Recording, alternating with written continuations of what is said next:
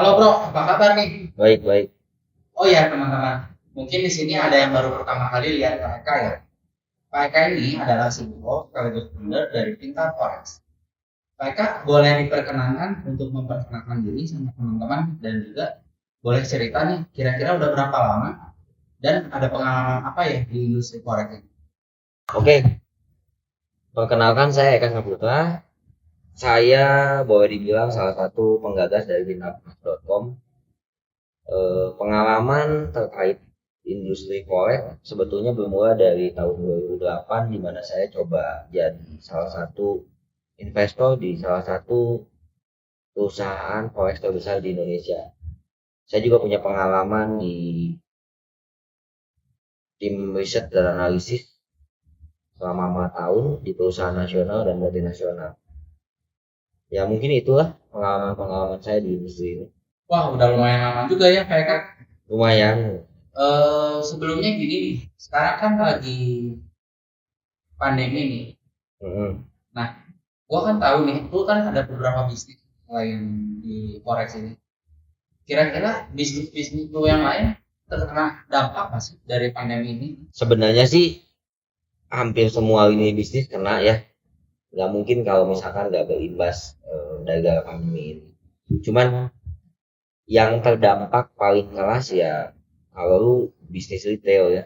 Retail, bisnis yang mengharuskan lu setiap saat buka toko dan berkantor. Itu pasti kena dampak yang lumayan besar. PPKM ya. Jadi kalau di industri forex sendiri sebenarnya dampaknya ada tetap. Buktinya emas naik sampai 2045 level tertinggi sepanjang masa kan. Jadi secara bisnisnya sendiri untuk forex harga sih nggak begitu pengaruh ya, transaksi nggak begitu pengaruh, tapi size transaksinya mengecil. Mungkin orang-orang yang biasanya transaksi besar ya mulai dikurangi, mulai ngelem lah gitu. Tapi kalau secara nasabah sampai dengan saat ini gua lihat sih masih boleh dibilang masih baik-baik aja. Nggak ada penurunan yang signifikan. Kecuali retail, salah satu restoran gua tutup juga karena nggak kuat napasnya PPKM. Oke, Pak. Ada juga yang nanya forex itu apa sih? Apa kayak saham? Atau kayak binary option? Atau apalagi sih kayak kripto? Kan sekarang lagi rame tuh. Jadi gini, forex ini sebenarnya produk derivatif dari perdagangan mata uang. Kata kuncinya adalah produk derivatif. Produk derivatif ini sebenarnya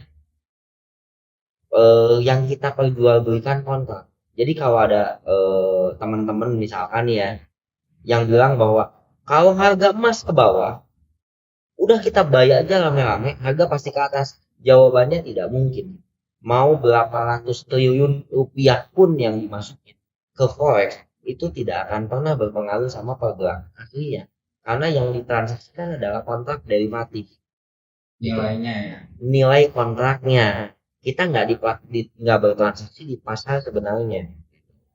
Nah, bedanya dengan saham itu sebenarnya lebih ke gini. Kalau forex transaksi bisa 24 jam. Kalau di saham terbatas di waktu. Kalau dari sisi kecepatan jelas forex lebih cepat karena yang transaksi atau volume transaksinya adalah 7 miliar dolar. Jadi volume transaksi mata uang dunia itu per harinya rata-rata itu 7 miliar dolar. Rata-rata. Sama saham size-nya kecil banget.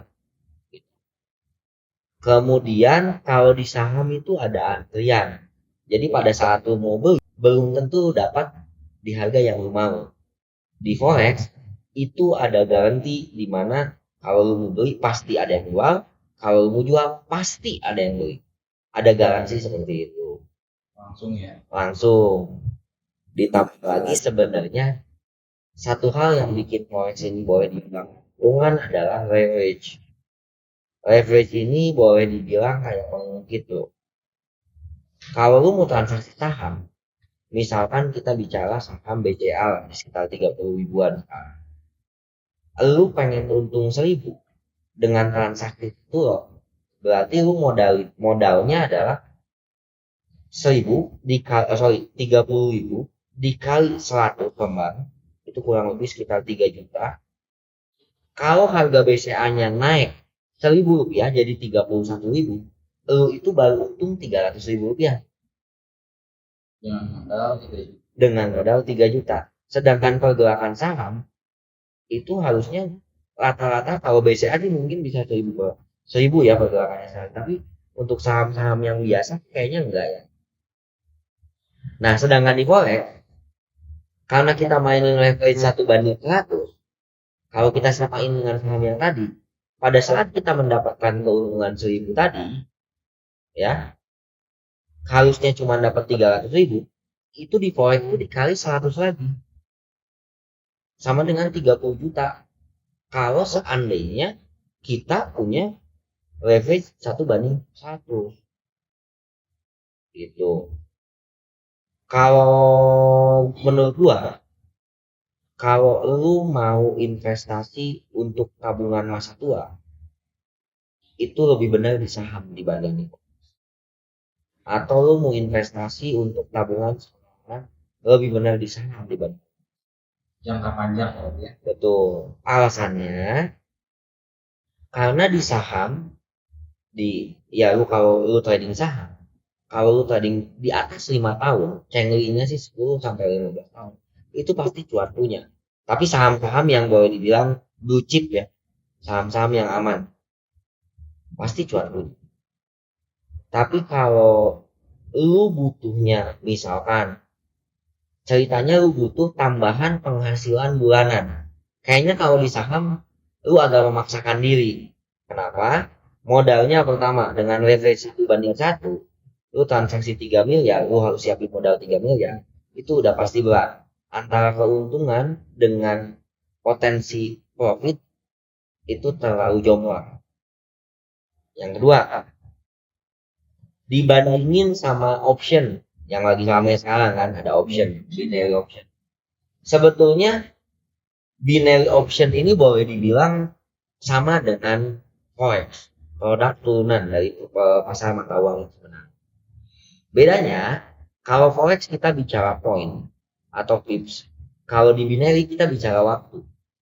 Misalkan nih di binary 5 menit lagi euro di atas atau di bawah harga yang ini. Cuman ada satu hal yang gue bilang bukan gak cengli ya, tapi lebih ke gini, peruntukan option sebenarnya bukan untuk trading bro. Nanti gue ceritain di belakang peruntukan option. Kalau di binary, ketika lu bahasa gue taruhkan, ketika lu call atau put $100, ketika benar tebakan lu di atas atau di bawah 5 menit kemudian atau 10 menit kemudian, keuntungan lu mentok cuman di mungkin 70, 80, 90 lah, kurang lebih di range. Tapi kalau lu kalah 100%. Nah, ini logika yang menurut gua gimana orang mau menang. Risk rewardnya nggak sebanding ya? Iya, sebanding pun nggak gitu. Udah pasti kalah punya. Contoh nih, anggaplah kita pakai akurasi judi selama 1 minggu. Akurasi judi berarti 50-50. Dalam 1 minggu ada 10 kali transaksi. Berarti ada yang 5 kali untung, 5 kali rugi. Ketika gua bicara 5 kali untung dan 5 kali rugi, kalau gua ruginya 100 dan untungnya cuma 80, mau pakai hitungan matematik model apapun udah pasti kalah. Iya, Masih rugi. Beda dengan di industri forex. Kalau lu telisik lebih jauh, sebenarnya yang gua tadi bilang bahwa leverage ini sebenarnya bisa jadi senjata di industri ini. Kenapa? Karena gini bro, dengan modal yang kecil, lu tuh bisa bertransaksi 100 kali lipat dari modal transaksi yang lu punya. Jadi kalau lu punya uang 1.000, lu tuh bertransaksi 100.000. Kalau lu punya uang 1 juta, lu tuh bertransaksi. Nah sebenarnya ini bisa jadi senjata. Tuh. Ditambah keuntungan forex itu kan berdasarkan pips dan poin, bukan berdasarkan waktu. Lu mau di waktunya dilamain juga terserah lu. Yang penting poinnya banyak. Nah, uniknya di forex adalah ketika lu mau trading di forex, resiko lu itu cuman sejumlah uang yang lu deposit, nggak mungkin lebih. Tapi potensi lu tanpa batas dengan waktu yang relatif singkat. Di situ sebenarnya hal yang menarik di industri ini. Resikonya terbatas sejumlah duit yang lu depositkan. Potensinya nggak ada batas, nggak di limit kayak binary option. Waktunya lebih cepat. Coba dibandingin dengan instrumen lain ya. Kalau dibandingkan dengan instrumen lain, yang sekarang lagi menarik sebenarnya cryptocurrency. Cryptocurrency juga boleh dibilang cukup menarik lah. Naik turunnya cepet banget sih bro. Naik turunnya cepet banget. Tapi kan sekarang produk cryptocurrency pun sudah mulai ada derivatifnya bro. Iya. Bisa sell duluan kan. Padahal produk cryptocurrency dulunya kayak modal saham. Kita harus punya dulu koin, setelah naik baru kita jual. Tapi itu juga problem. Ada yang mau beli nggak? Jangan bicara Bitcoin bro. Kalau lu bicara koin-koin yang lain belum tentu ada. Berarti masih bisa gue simpulkan forex masih lumayan menarik lah ya. Menarik bro. Nah, kira-kira ada pertanyaan juga karena kan lagi ramai juga nih, ada beberapa pialang lah broker gitu, mau broker luar maupun lokal gitu ya, yang kasus lah gitu, entah itu gagal bayar, entah itu dilaporkan kasus penipuan mungkin apa. Ya. Nah, kira-kira gimana lu menanggapi dengan fenomena ini gitu? Terus kira-kira kalau ada orang yang mau coba nih trading di forex, kira-kira duitnya aman gak sih? Jadi gini bro, broker yang biasanya bermasalah itu sebenarnya setahu gua tuh kebanyakan broker luar. Tapi tidak menutup kemungkinan broker lokal juga sama masalahnya. Gua nggak menafikan bahwa di broker lokal juga banyak masalah. Tapi setidaknya kalau lu trading di tempat lu sendiri di broker lokal, setidaknya ada lembaga tempat lu berkeluh kesah gitu bro. Contoh nih, lu trading di broker luar, nggak tahu sebutan namanya broker A. Lu deposit misalkan 50 juta. Pertama, pada saat lu deposit, kebanyakan dari broker lokal juga pakai namanya changer kan, exchanger. Exchangernya juga pakai nama orang pribadi. Ya. Kalau orangnya hilang, itu problem yang lokal. Masih mending orangnya hilang, kita bisa ngadu ke brokernya kan, yang nggak tahu di mana itu. Tapi seandainya brokernya hilang, anggap lu deposit 50 juta, brokernya hilang, lu mau ngurusin kemana? Misal license brokernya di negara-negara, kan biasanya license brokerage kayak gini tuh di negara-negara yang boleh dibilang ya berkembang lah. Setahu gua sih Cyprus, Virgin Island, Seychelles, Vanuatu, yang gitu-gitu kan. Anggaplah lu punya uang 50 juta, tiba-tiba brokernya hilang. Pertanyaan gua, lu mau terbang ke sana misalkan ya. Untuk biaya terbangnya aja dan akomodasinya kan begitu nyampe sana, misalkan kita terbang ke British Virgin Island di Amerika sono tuh, dekat Chicago ke bawah, dekat Meksiko ke bawah. Sampai sono, lu belum tentu ketemu kantornya juga kan. Lu harus menginap, makan, minum, belum ongkos sana sini. Ujung-ujungnya apa? Masalahnya belum tentu selesai. Lu keluar kos lebih gede. Atau bahkan mungkin sama dengan jumlah deposit.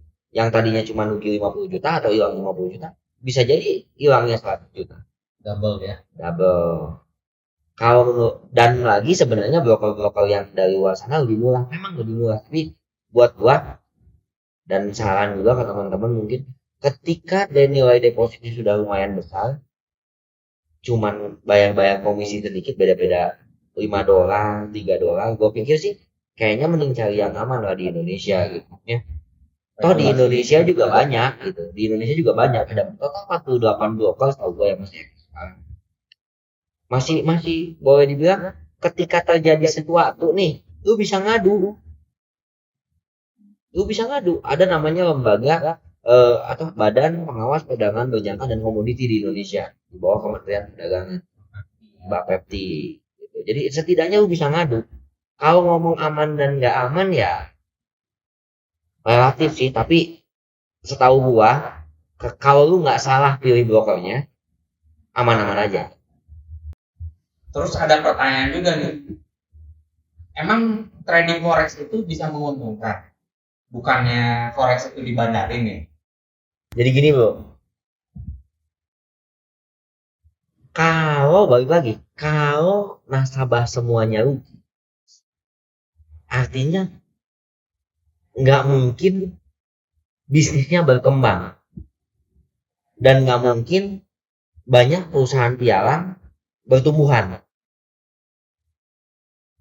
Ini nggak tahu logika gua yang salah atau kayak gimana, tapi menurut gua ketika nasabah hampir semuanya rugi, nggak mungkin gua mau nawarin lu terus lu mau diajak buat bro kita rugi bersama yuk, kita bakal duit yuk, nggak mungkin kayaknya. Jadi perusahaan-perusahaannya semakin banyak dan marketnya makin luas juga ya. Ketika perusahaannya makin banyak harusnya marketnya ada dong. Toh nyatanya masih hidup. Kecuali dari 60 perusahaan pialang nyisa tinggal 30. Artinya kan marketnya menyusut. Gitu. Terus kalau ngomongin bandar, gue sih nggak tahu ya, karena memang banyak yang tanya juga ke gue soal bandar. Cuma gini, karena kita berhubung hidup di Indonesia, apa sih yang nggak dibandarin? Hampir semua. Paling gampang berasa di sana bandar, di sini bandar. Terus kalau di bandarin memang nggak bisa untung. Coba kita tanya ke bandar beras, dia jual agen beras, agen jual. Kalau agennya makin banyak, berarti agennya juga bisa untung kan? Jadi kalau menurut gua, ketika mau trading terus kita memulai dengan rasa gua pasti diricikin ya susah ya bro ya, karena gini, zaman sekarang beda dengan zaman dulu.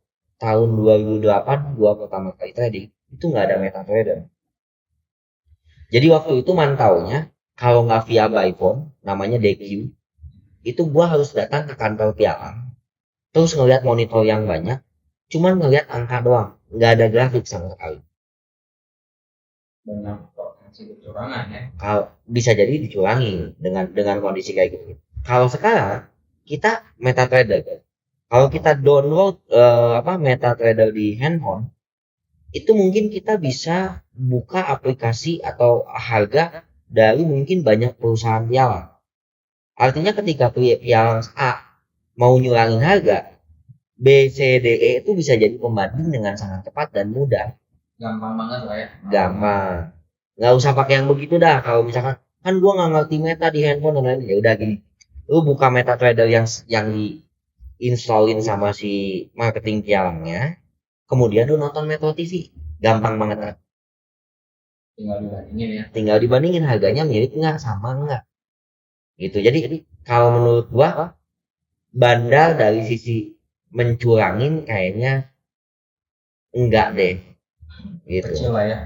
Kecil lah kemungkinannya dari sisi curang. Tapi kalau ngebandarin dalam artian misalkan setahu gua nih yang jadi bandar forex itu jadi lawan transaksi nasabah. Kalau itu kan bandar yang boleh dibilang belum tentu bisa pasti untung juga. Gitu. Setahu gua ya, karena pada prinsipnya forex ini boleh dibilang zero sum game. Zero sum game itu bahasa Indonesianya gini. Ketika gua terjun dan gua untung, entah di mana, entah siapa, di saat itu pasti ada yang rugi. Pasti. Sama halnya ketika gua rugi, entah di mana dan siapa, pada saat itu juga ada yang untung. Kurang lebihnya gitu loh. Jadi kalau menurut gua nggak perlu takut lah untuk memulai sesuatu. Toh Kalau misalkan ada 1.000 orang yang coba industri ini, mau dibandarin ataupun tidak, secara normal pasti yang bertahan pasti menyusut. Mungkin tinggal 5%, mungkin tinggal 10%. Sama aja kayak kita jualan. Misalkan kita ngelihat satu merek dagang air mineral itu sukses. Kita juga pengen sesukses dia. Jualan air mineral yang sama, kualitasnya sama dan segala macam. Merek pasti beda. Belum tentu kok kita selaku beliau gitu. Jadi bisnis forex juga belum tentu bisnis yang cocok buat semua orang. Tapi kalau dijadikan salah satu alternatif bisnis, atau mungkin buat yang belum nyoba, lu coba dulu. Kalau lu nggak coba, lu nggak akan tahu. Kayaknya masih worth. Jodoh-jodohan lah ya. Betul.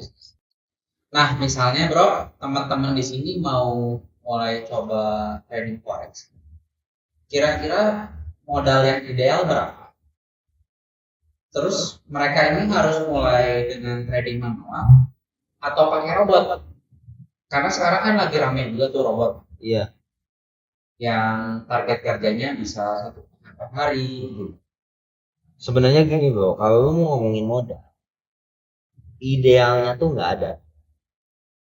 Modal itu sebenarnya ditentukan sama target lu sendiri gitu. Maksudnya gini, berapa sih sebenarnya angka yang menurut lu bisa puas di bulan itu kalau lu transaksi per bulan?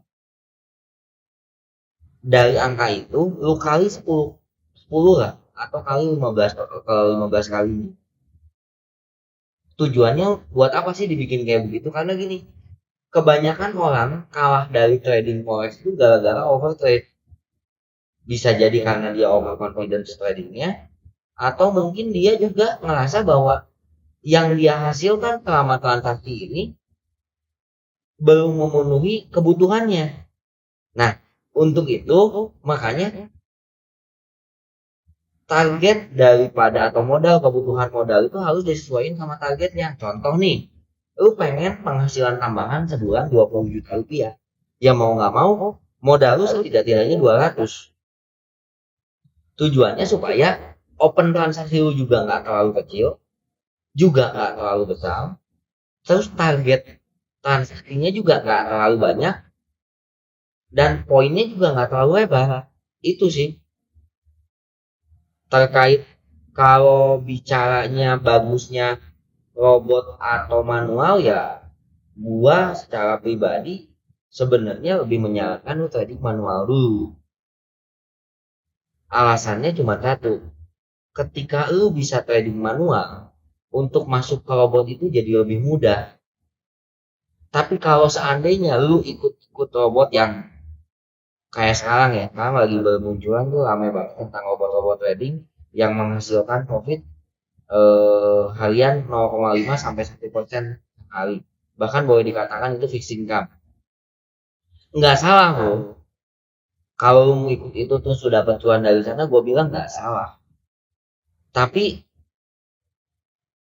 kenapa industri ini kok bisa dibikin fixed income ya? Padahal industri ini kan boleh dibilang industri yang nggak pasti. High volatility, high risk. Tentunya pasti high return.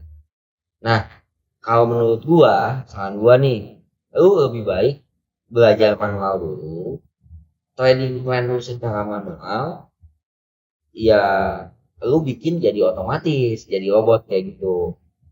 Karena kalau lu ikut robot orang juga sebenarnya ya nggak salah juga, tapi saran gua, kalau lu memang pengen trading, ya ikut robot orang ya selama masih cuan ya lu jalanin. Tapi kalau misalkan untuk tradingnya sendiri lu belajar robot yang trading manual. Bahkan sebenarnya kalau memang lu udah ikut trading robot orang, sebenarnya jauh lebih enak trading manualnya. Alasannya kenapa? Kalaupun terjadi sesuatu dengan trading manual lu karena belum terlalu lancar tradingnya, belum dapat feel-nya tentang trading, sebenarnya resiko lu itu di cover sama keuntungan yang robot-robot tadi. Gua nggak bilang bahwa robot itu sangat diuntung, karena gua pikir ketika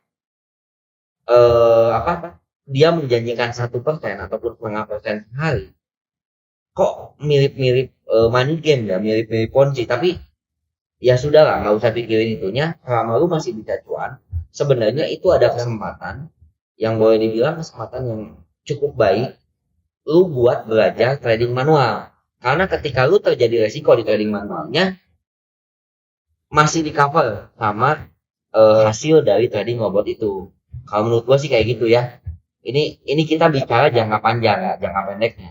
Selama lu cuan, lu harus berhenti kayaknya salah. Lebih baik kalau gua secara pribadi, ketika bisnis gua yang ini berjalan lancar dan menghasilkan, gua akan coba cari alternatif bisnis lain sebagai tambahan atau mungkin sebagai bahan buat subsidi silang ketika bisnis gua yang lagi lancar yang maju ini lagi bermasalah, karena nggak ada yang namanya bisnis terus naik. Istilah kata nggak ada hujan yang nggak ada gitu. Sama bisnis juga ada kadanya sepi, ada kalanya banyak rame gitu. Nah pada saat ramai, disitulah kesempatan kita mencoba hal yang baru karena resikonya di cover sama yang udah pasti gitu bro. Oke, kira-kira untuk yang terakhir nih, kira-kira lo punya nggak sih strategi yang terbaik atau kira-kira insight-insight lah buat teman-teman yang baru mau coba trading atau untuk trader-trader yang masih pemula? Gini, kalau bilangnya strategi sebenarnya nggak ada strategi yang jelek. Semua strategi baik, semua strategi juga menghasilkan. Karena di forex itu sebenarnya gini, gue misalkan buat untung pakai strategi yang gue jalanin. Ketika strategi itu dikasihin ke orang lain, belum tentu orang lain itu menghasilkan keuntungan yang sama atau belum tentu untung juga. Alasannya adalah mental. Karena ada istilah di salah satu buku kalangan Alexander Elder, judulnya Trading for Living. Ketika kita trading, musuh terbesar kita bukan market, tapi kita diri kita sendiri. Nah, jadi sebenarnya strategi yang terbaik dari untuk memulai transaksi untuk trading itu sebenarnya lu harus kenal sama diri lu sendiri. Lu cocoknya pakai apa, atau lu nyamannya pakai indikator apa, atau strategi apa, dan yang lain-lain. Yang kedua, money management. Karena gini, anggaplah lu itu punya akurasi analisis di angka 60-70%. Ada satu persoalan yang mungkin muncul. Analisa lu tuh udah bagus di angka 60-70%. Persoalannya adalah ketika bayangkan kalau dalam satu bulan misalkan ada 50 kali transaksi. Berarti kalau kita rata-ratain 60-70, anggaplah 70%. Berarti ada 15 kali transaksi pasti kalah dan 35 kali transaksi pasti untung.